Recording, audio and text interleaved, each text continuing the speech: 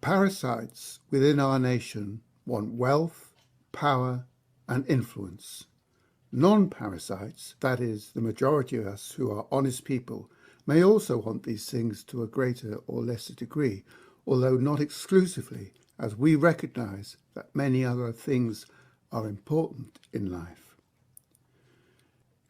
But we do not use the methods of the parasites to attain them.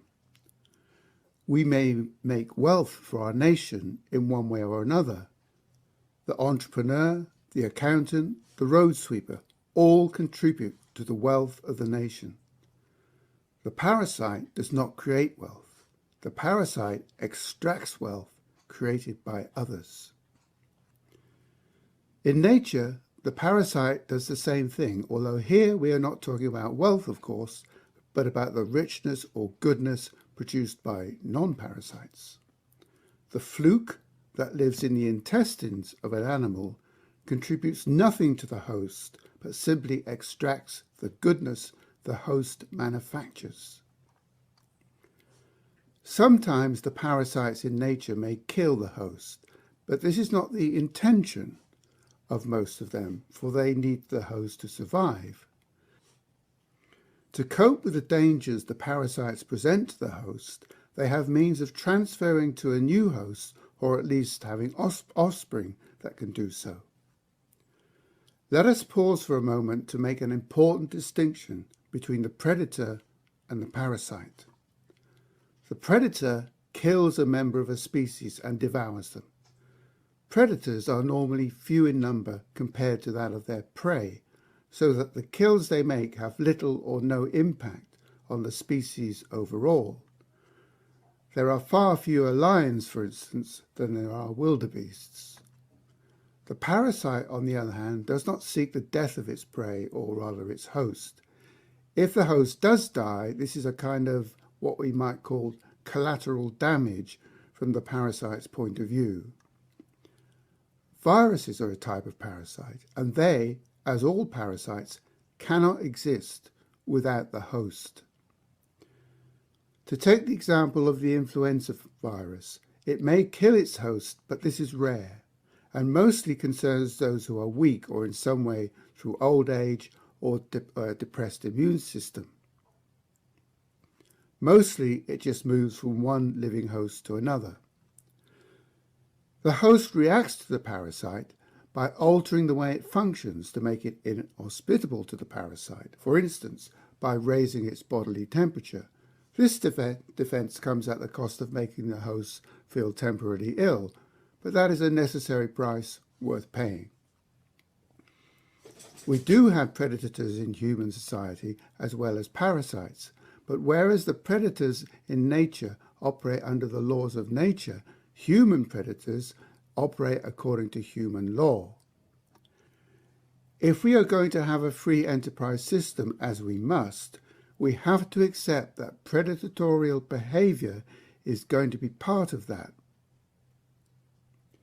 We have laws to prevent predative exploitation of the vulnerable, and so the principle of constraining predative behavior is established. But the free market tends to be the law of the jungle, at least according to the neoliberal ideology under which we live.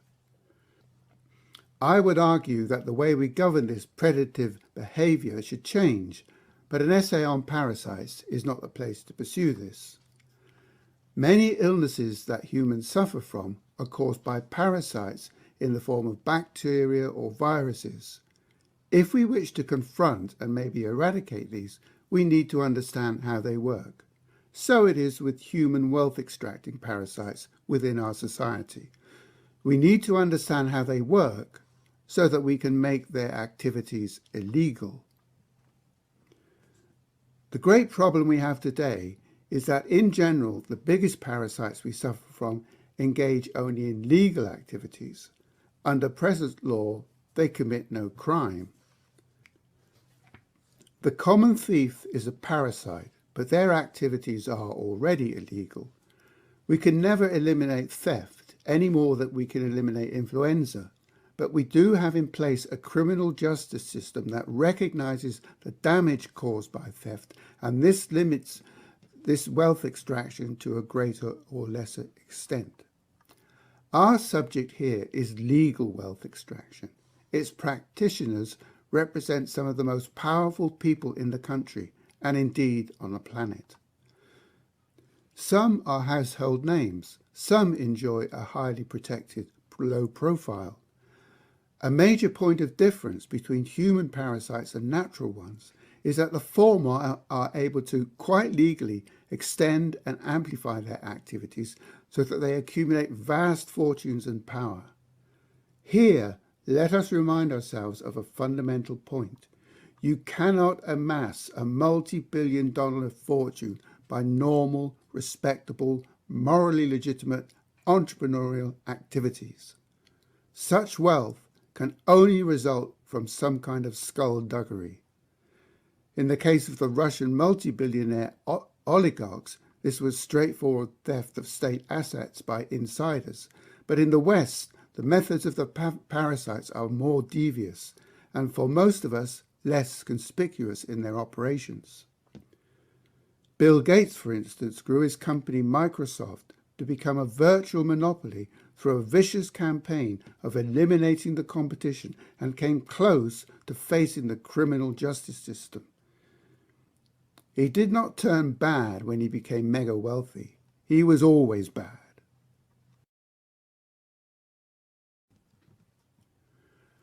We experience the presence of the parasites through their effect on the economy and society as wealth is drained out of it and vanishes into thin air, even if we are not aware of exactly what is happening. What we do know for sure is that we, in the West at least, live in rich societies.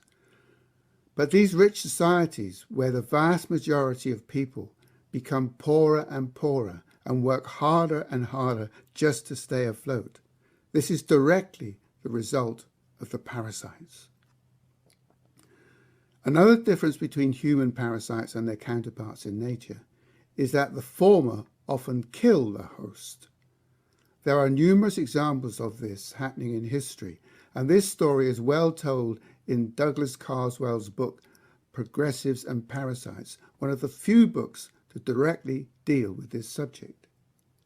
He explains how the Roman Empire declined and fell not due to external invasions by hordes of Goths, Vandals and others, as Orthodox history tells us, but because parasitic activity operating within the Roman economy destroyed it. The invaders found a formerly great civilization weakened and impoverished by domestic parasites. They destroyed the Roman world, at least in the West, and did put some kind of order in its place, but Rome was gone. Carswell also describes the downfall of another great republic, the Venetian Republic. This was also destroyed from within by parasitism, and by the time Napoleon arrived to finish it off, it was weakened beyond help. So this raises the big question as to whether the present-day parasites that work tirelessly within our society will destroy it. Will they kill their host? Or will they just weaken it so much that it can be taken over by outsiders, as the Western Roman Empire was? If this were to happen, the obvious candidate for taking us over would be China, and there is ample evidence that this is the Chinese plan. This possible scenario reminds us that the parasites are always traitors to the nation and will naturally side with aliens. But that is a major subject, and I discussed it elsewhere. Here, I want to concentrate on the main precise methods that our parasites use to extract wealth and establish their power within society and the economy. These methods are all economic. That is a key fact that characterizes human parasites. They are all about money. They have no sense of the finer aspects of life: art, ethics, kindness, democracy, civilization, culture, national pride, spirituality, and so on. They have found that money power can override every other sort of power and every other kind of value. They may appreciate luxury, but only of a vulgar, debauched and even for satanic form. Their control over us is entirely due to their extreme wealth and nothing else. They have no virtue, upstandingness, or mandate that could justify their power. Bribery and corruption are their chief methods of control, and you cannot bribe people with virtue. This is how they pervert democracy and make it look like a joke. So the parasites, for all their trappings of wealth and prestige, are a rather boorish lot. Their view of the world is simplistic. If it does take on a more colourful dimension, it is in their religion of Luciferianism, and this I cover elsewhere. Here, and in the following videos, we are going to look at some of the chief ways in which they practice their wealth extraction, and thereby we will have the tools to dismantle them. I will start with the simplest and probably the oldest method used by parasites in the modern age. We are not concerned here with the type of operation of parasites already referred to in Venice or Rome, as those were specific to those cultures, although they may be parallels. I refer here to the export of capital. When people think about globalization, they normally focus on the export-import of goods and services. But global capital movements are decidedly more important, and these are just as globalized today as goods and services, if not more. After all, you can transfer capital with the press of a computer key, whereas goods require real-time shipping, and even services require extensive setting up.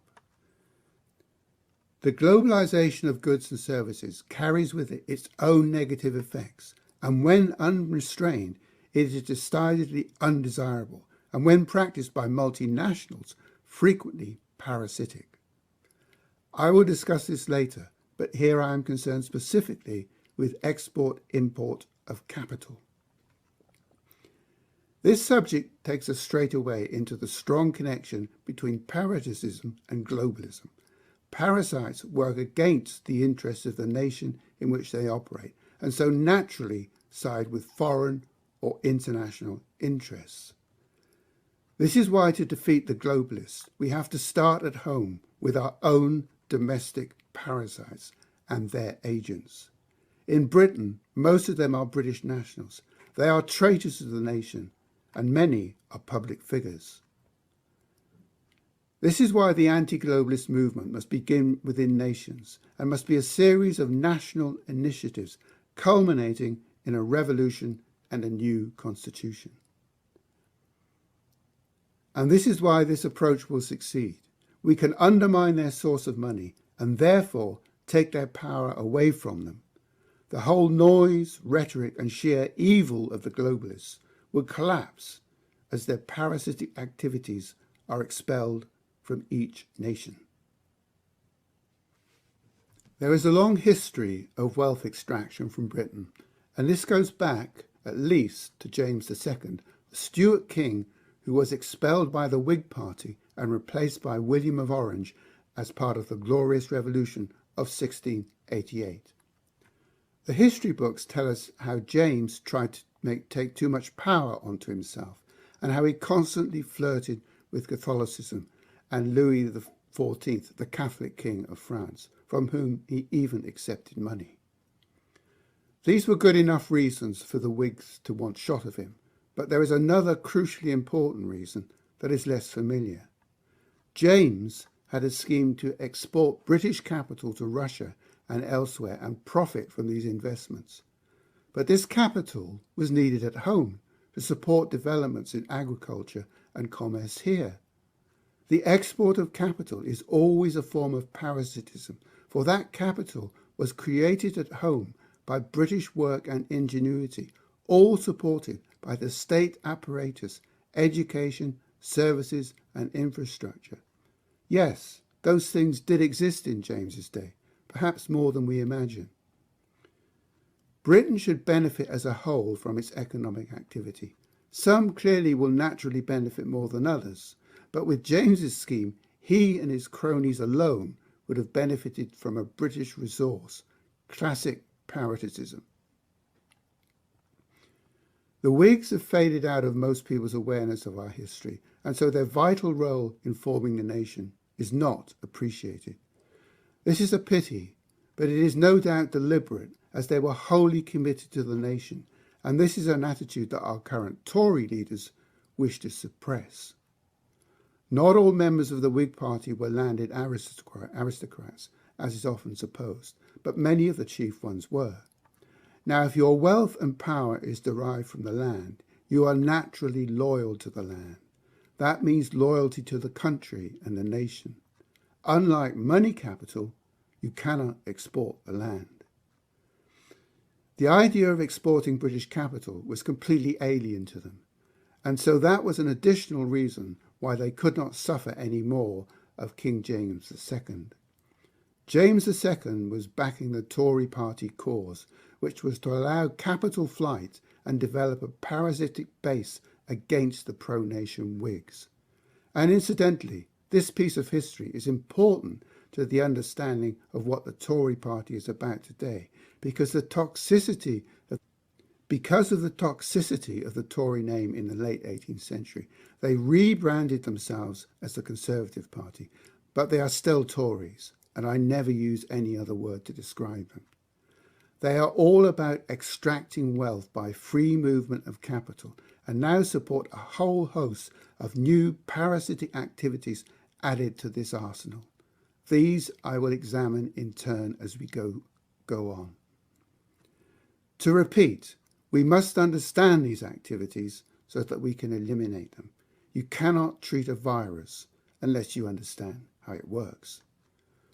The Tories are deeply in bed with the City of London, which today is a corrupt nest of parasites and thieves. It does perform some activities that are useful, but this is a small part of its activity as a whole. To allow this understanding of parasitism, we must first remind ourselves of how a healthy, free, enterprise capitalist economy is supposed to work. You can probably even find this in some orthodox textbooks, but the pure theory they describe will conveniently ignore the existence of parasites and their anti-nation globalizing methods. It works like this. We have in the first place a person who has some capital at their disposal. They decide to create a business. For convenience, let us say it's a manufacturing business. They buy in property and plant, employ workers, and produce goods for sale. The sales go well, yielding more income than expenditure, and so there is a profit. The business person is left holding the value of the original capital plus the profit. There are now various options open to them in using the profit money available. 1. They can reinvest it in the business to expand production. 2. They can spend it on themselves with, say, a new house or boat. 3. They can place it in a bank and just leave it there. There are others, but these are the main ones. But crucially, let us assume that all these transactions are made within the nation. The point is that all these ways of spending the profit money benefit directly or indirectly the home economy, as long as they occur within the nation. Clearly, the first means more productive capacity for the nation. The second means more business for other companies or individuals, and this leads to more employment and other benefits. Even the third option still contributes to the national economy, for it means the bank is better capitalized and so can lend more to other national entrepreneurs. Also, the owner will receive interest on the bank deposits, which will be taxed, and more tax revenues benefit the nation as a whole. However you look at it, the country benefits. This is because the national treasure, as it used to be called, has been increased, and as a result, economic activity bringing more wages and profit increases. This is a virtuous circle, and it is the way countries and their peoples become prosperous. Now let us suppose this virtuous circle is broken. How is this achieved? It's simple. Instead of using the profit for any of the three above described, the owner of the business decides to export it. How and for what purpose this is done is not so important. The point is that the capital has been extracted from the economy that produced it. That money could only have been made because the nation maintains a legal system, an education system, reasonable infrastructure, and a state to oversee and regulate as necessary. The one who exports capital from a nation is benefiting from all these things, but is giving nothing back. This is why the Whigs so hated the plans of James II to export British capital to foreign countries. That is why the anti-globalist party, through the new constitution, will limit the possibility to export capital drastically, and then only for certain approved purposes. This capital, created in Britain, is part of the British national treasure. It is privately owned, of course, and that is good and well, but as long as it remains in the country, the nation benefits to a greater or lesser degree. But you might say, is that not how the capitalist system that we live under works? Surely we can do nothing about it. Has it not always been like that? The answers to these questions are all the same. No, no, and no. Let us start with the last of these questions. Hasn't there always been free movement of capital?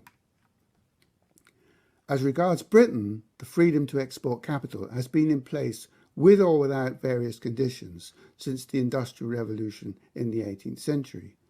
This coincided with the publication of The Wealth of Nations by Adam Smith, which regarded economic activity as happening in the whole world, or a universal republic, to use the words of German political economist Friedrich List, criticizing Smith.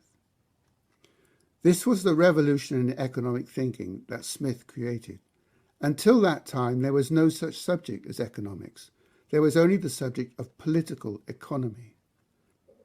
This was because no one had thought to disengage economic activity from political activity.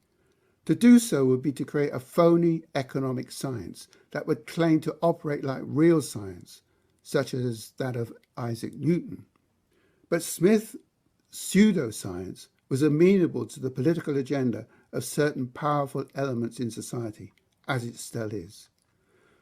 One of the chief reasons for creating the British Empire was to allow capital to be exported to foreign lands and invested there where labour was cheap. This left the home economy starved of capital and led directly to the appalling conditions under which people worked.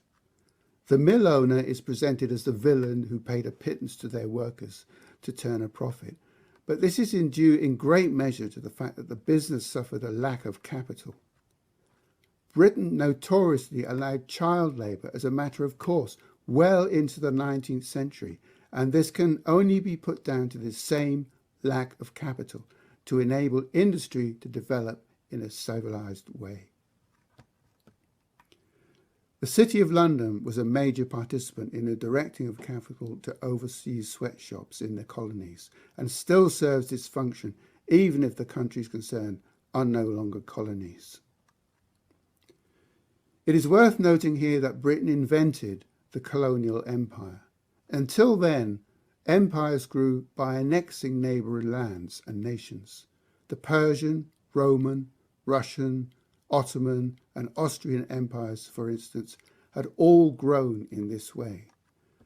Now, the vitally important difference between those empires and colonial empires is in the word annex. This means that the people of the annexed lands had the same or similar status to those of the empire's centre. They may have been forcibly annexed, but their situation following annexation was similar to others within the whole of the empire, including the state that originated the empire. They may well even have been better off. A colonial empire is entirely different. The people of the colony have completely different rights to those of the home state. They may have no rights at all, being in effect slaves. Empires are built by annexation for a variety of reasons, cultural, commercial or defensive. Colonial empires exist for one reason: exploitation. This was how the British Empire was run, and an attitude of superiority and racism was cultivated under it that would have been alien to, say, the Persian or Austrian empires.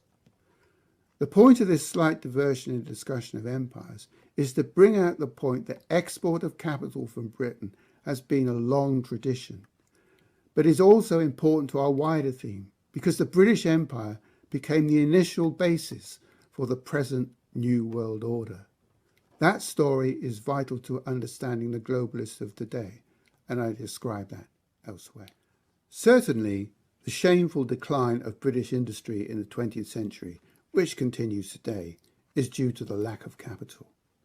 When profits are made by industry, the City of London is on hand to find a way for the owner to make easy money by shipping the capital abroad. Why go to all the trouble of building a home industry with all the risks involved?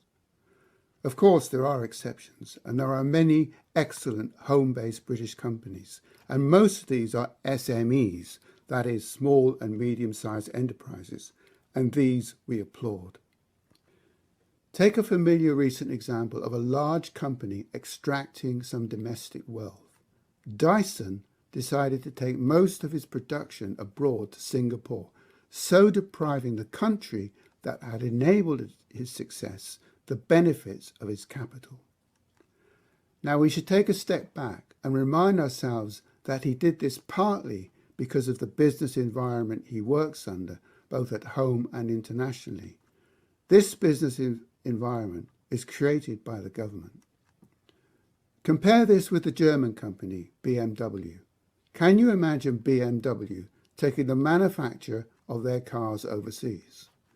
If the idea was even broached, you could be sure that the German government would step in with strong persuaders to prevent this from happening. Germany, as I explain elsewhere, is still highly influenced by the economic theory of Friedrich List, which emphasizes home production, whereas Britain still labours under the theories of Adam Smith, which sees the economy as extending internationally across borders. The national economic unit is secondary importance in economic policy, if it is recognised at all. It is easy to see how Smith's economics was amenable to the makers of the British Empire, and List's was not at all. Let us return to the question we posed earlier of whether or not Britain has always existed with free movement of capital allowed throughout the world. As I said, the answer is no, for under the Bretton Woods Agreement signed by participant countries in 1944, the free movement of capital was highly restricted. This meant that countries operated under the system I described above, where profits were recycled within each nation, creating a virtuous circle of prosperity and innovation. It is true that nations also benefit from the Marshall Plan, whereby the US helped to finance this, but that money would have been wasted if the capital exchange controls had not been in place. I hear time over time again people saying that the post-war period of prosperity and economic expansion was finished when Nixon took the dollar off the gold standard in 1971. This is rank nonsense on many levels. Anyone who thinks backing a currency with gold is desirable and represents any kind of solution to our severe economic problems understands neither economic history nor economic theory. Just for the record, the only way to run a currency is as a national fiat currency, whereby it is backed by two factors. One, the strength of economic activity of the nation using the currency, and two, the ability of that nation's government to raise taxes from that economy. For instance, the reason why the Russian ruble is always weak is one, because the economy as a whole is not strong, producing few exports, and two, there is a lot of leakage between the taxes paid by people and businesses and the taxes received by the government. Some estimates are as high as 33%. To return to our central theme of capital controls, we should remind ourselves that the Bretton Woods Agreement that so successfully created a period of economic prosperity and advancement had two main aspects to it. The Bretton Woods system of monetary management established the rules for commercial and financial arrangements amongst the United States, Canada, Western European countries, Australia, and Japan. The Bretton Woods system was the first example of a fully negotiated monetary order intended to cover monetary relations amongst independent states. The chief features of the Bretton Woods systems were two: to peg the dollar to the gold standard and then peg the currencies of participating nations to the dollar. 2.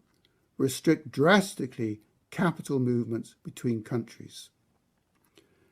With these went an obligation for each country to adopt a monetary policy that maintained its external exchange rates within 1%. The International Monetary Fund was there to bridge temporary imbalances of payments.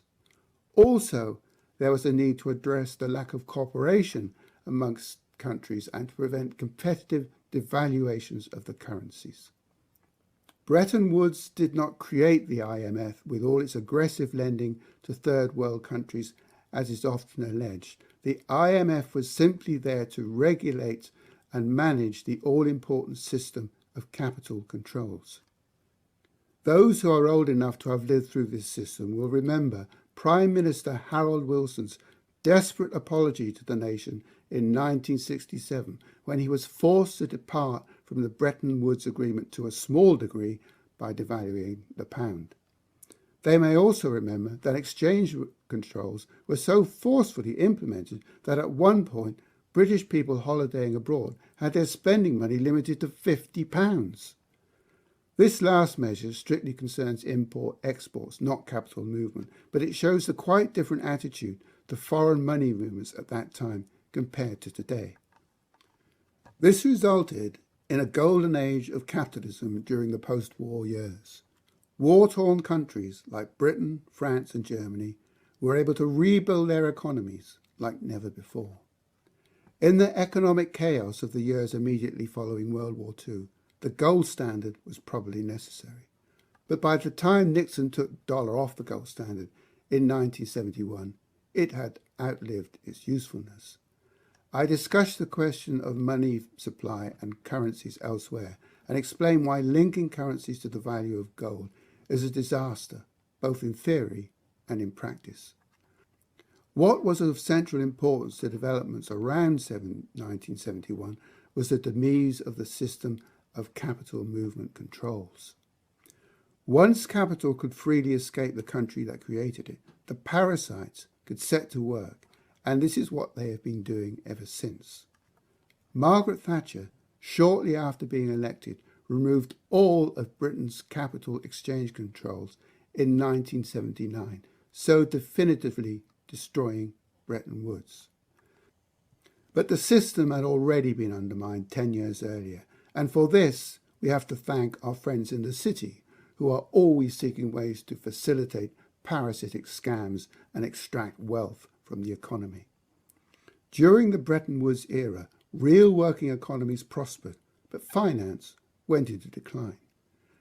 The agreement effectively closed off many of the tricks that the City of London liked to get up to. The square mile was drab and very quiet. Nobody was making vast fortunes. But some very clever people in the city had noticed a weakness in the Bretton Woods exchange control system.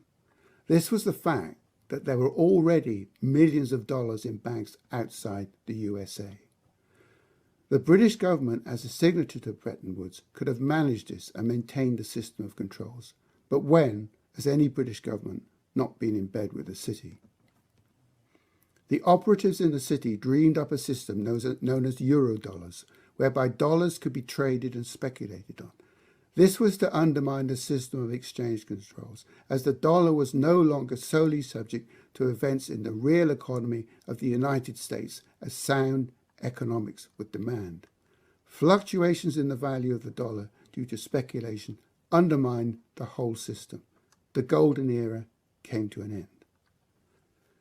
Currencies were then floated against each other so that they were no longer tied to the dollar at a fixed rate.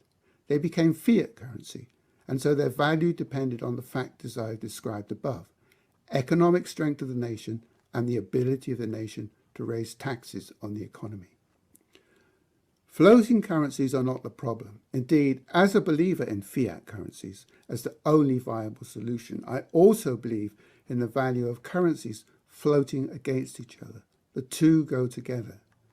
This is part of my belief in sovereign nations and sovereign economics, where there is no external central authority determining the value of currencies. Of course, a globalist creation like the EU believes in abolishing the currencies of individual countries altogether. The people behind the WEF seek to establish one single worldwide currency. Belief in fiat currencies under a system of floating exchange rates is all part of belief in sovereign, independent nationhood. Perhaps I should interpose in this, if it is not completely obvious, that fiat currencies only work in a properly run system of money creation. The current use of quantitative easing, for example, is a violation of all sound economic management practice and is an abomination. This I discuss elsewhere, where I deal with the subject of money in detail. Although the Bretton Woods system was the result of an international agreement, we do not need now an international agreement to establish capital controls and put in place the virtuous circle within our nation whereby profits are fed back into the economy. We are against any such overarching internationalism as a solution to the problems we face now. The whole driver behind our anti-globalist stance is that we do things alone, as any external international body can be captured by the globalists. Other countries can do what they want. This success of sovereign economics does not depend on them. However, it is very desirable that other countries follow us on the road to independence and prosperity, so that on the one hand we undermine the effects of the globalists, and on the other pursue our goal of a great revival of civilization linked by a shared humanity. Having made the case for control of export of domestic capital, we might ask the question, what about capital coming into the country? What about foreign individuals or companies investing in Britain or simply placing money in British assets, such as property? Does not the imported capital cancel out the exported capital? No, it does not. It is a common and very grave mistake to set off one against the other, as orthodox economists are apt to do. They do this because they see economics in terms of mathematics, not, as List would do, in terms of the effect of the working economy. We have seen how damaging the export of capital is, as it breaks the virtuous circle whereby profits are recirculated into the domestic economy for the benefit of all. Consider now import of capital. Take the simple example of purchase of London property by foreigners, as happens now in great measure. This is wholly malign, as it distorts the domestic market for property, so breaking the economic link between domestic earnings and property prices. The result is an absurd uplift in property values, making it difficult or impossible for domestic earners to afford to buy a house or a flat to live in. But let us now consider what happens when a foreign company does not just acquire British assets, but actually uses its own money to build plant and create manufacturing anew. The example of Nissan's great car-producing factory in Newcastle is held up as a magnificent example of how we can benefit from an initiative by a major foreign company, creating jobs directly and indirectly. The cry goes up from the Tories, let's have more inward investment like that of Nissan. Grants and subsidies, bribes, are put in place to encourage more like this. But let us state the very obvious fact. The plant may be in Britain, but all the profits from it will flow back to the home country of Nissan. We won't see a penny of its profits. So the virtuous circle whereby profits flow back to the domestic economy, does not exist. Also, Nissan can decide at will to withdraw its production from Britain and remove all of its plant or sell it off, or it can simply downsize to suit its global operations. And a very major effect it has is to discourage British entrepreneurs from setting up domestically owned car production, as they will face the might of Nissan as a competitor. If you compare the effect of this foreign-owned company on British soil with the effect of a similar one owned by Britain, the result is wholly negative. It is just as destructive of the working of the domestic economy as the rich billionaires who distort the London property market. So when we count up the amount of capital exported from Britain and subtract it from the amount imported to give us a more benign impression of capital movements, we are completely distorting the picture. The important figure that really means something for the economy is the exported capital plus the imported capital. We have no need of either. Both are detrimental. But to finish the remarks on the example of Nissan, we should ask how it is that we needed Nissan to come in and create car production when in the past we had our own large car production capacity that in the 1960s, under Bretton Woods, supplied virtually the whole of the home market. It is not because British manufacturers are hopeless in comparison with foreign ones. It is not that we don't have the technological know-how, the training, the talent, the capacity for innovation, the design flair, or the management skills. Of course, we have all these things, and we have them in greater measure than many other countries. In certain areas, we are supreme. So why does it take Nissan to make cars in Britain? The answer is not that Nissan is important, all the factors I just listed, because we don't have them. Nissan imports just one thing that we don't have: good backing by banks. With Nissan, we did not import foreign car manufacturing, we imported foreign banking. So it is with most inward investment. The government pleads and begs foreign companies to set up in Britain with all kinds of incentives, often amounting to straightforward bribes, paid for by the taxpayer. What it should do is to stop the export of British capital so that its owners will have no choice but to invest it in the country that enabled them to accumulate that capital. Instead of subsidising foreign countries to set up in Britain, it should be subsidising British companies to set up in Britain. The City of London would jump up and down, and orthodox economists would be waving around the neoliberal textbooks as if they were Bibles. But no one is being robbed. In fact, a new breed of British investors in Britain might well start to take a pride in their country and their part in its future. And let us not forget, a prosperous, well-invested Britain would be a happier place, and our British investors and their families would no longer need to skulk overseas, but could participate in that. This simple measure of capital controls would further love of nation and love of its people. Other nations would follow to create a vibrant community and a new golden age. We cannot leave the subject of the export of capital without mentioning the dirty little secret associated with much of this business that flows through the City of London. Well, it is not exactly so secret, but many details of how it works are. This concerns the British tax havens. We are encouraged to think of the City of London as the so-called square mile, a section of London that enjoys some administrative independence compared with the rest of the country and is a major centre for finance in Britain. In reality, the city is one of an archipelago of islands that circle the North Atlantic, including some of the Caribbean, that all exist almost exclusively by virtue of the peculiarities of their banking laws. These are the British tax havens, all our crown possessions, that is to say, the Queen is their head of state. She runs them through a governor that she has in each one of them, and her position is far from ceremonial. She has the right to veto all legislation passed through the local island parliaments. Here it is the laws on banking secrecy that are the most crucial in achieving the status of a tax haven.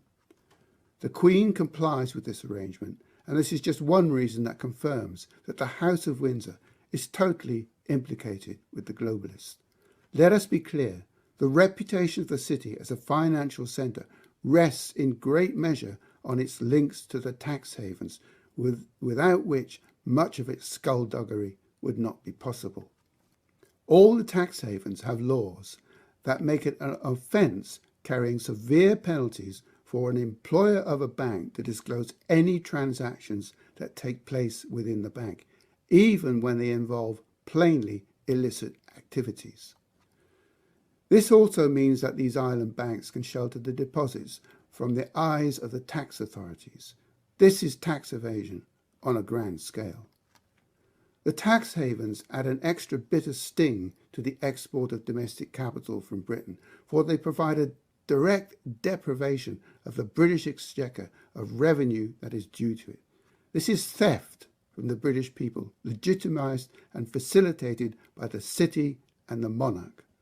Parasite-backed politicians love to point to the tax that the city banks and dealers pay to the British Exchequer, but what they never mention is the tax evasion and avoidance that the city enables, so robbing the Exchequer. The banking secrecy laws means that the tax havens attract the proceeds of drug barons, child traffickers, arms runners, international terrorists, money stolen by corrupt national leaders, and money stolen by corrupt national officials from all over the world, and every conceivable type of villain with ill-gotten gains to hide. The tax havens also enable multinational companies to mitigate tax, and this means they keep their retail prices down, so undermining national companies operating fairly. Multinationals demand special consideration by the AGP. The so-called superiority of multinational production depends on this manipulation as much as economies of scale. No nation that stands for ethics and morality and that wants to see its children brought up knowing the difference between right and wrong could tolerate the City of London and its associated island tax havens. The head of the House of Windsor, with the help of the City of London, signs all this through. In her Christmas message to the British people, the Queen always mentions the countries of the Commonwealth, of which she is head, but never mentions the Cayman Islands, Turks and Caicos, the Virgin Islands, or Gibraltar, or any of the other shady tax havens of which she is also head. I wonder why. Nor, to my knowledge, does she ever visit them. However, she does make full use of them to hide some of her vast fortune away from the prying eyes of the Inland Revenue. In this essay, I have dealt with the principles of parasitic wealth extraction and described the oldest method used, export of capital. However, since World War II, the parasites have developed many more elaborate ways to extract wealth and disadvantage and deprive good, legitimate economic activity. These I will deal with in subsequent videos. The importance of understanding these parasitic activities cannot be underestimated if we are to defeat the globalists, for they depend on them for their one source of power, obscene, unimaginable wealth. Up until 1990, these activities were mainly focused around artificial inflation of asset prices and securitization. Since 1990, there has been an explosion in the techniques of wealth extraction, and the market for derivatives of one kind or another forms a big part of this. All these techniques come down to one thing: the creation of new asset classes. It is the top heaviness of the economy with the astronomical increase in asset value that delivers wealth and power to the globalist parasites and impoverishes the rest of us. And the globalist climate change movement has itself created new asset classes for speculation and magnification of asset values. The creation of carbon trading is one such, and at the recent COP26 meeting in Glasgow, they even hatched a new scheme for transforming natural resources into a new asset class. Anyone who thinks these tools are about climate and not about parasitic economics is living in a land of make-believe. All this concentration on increasing the value of existing asset classes and inventing new ones to add to the pile is parasitism at work. None of it benefits the real economy and the wage earners and entrepreneurs that work within it. The globalists have always used their proceeds from parasitism to magnify their power and attack civilization. Now, as parasitic economic wealth extracting activities dominate the economies of the world, they are in a position to launch their final bid for world power and world government. As parasites, they are not part of normal human society, and they do not partake of its morality or its mores. Parasites, whether in nature or in human society, are always 100% detrimental to the host. They are by nature Luciferian, by which I mean they turn morality on its head. Evil becomes good, good becomes evil. They are not part of us. They see themselves as a separate elite, above morality, above humanity. They proceed to their goals using every kind of godless, amoral, ruthless, lying, murderous evil imaginable.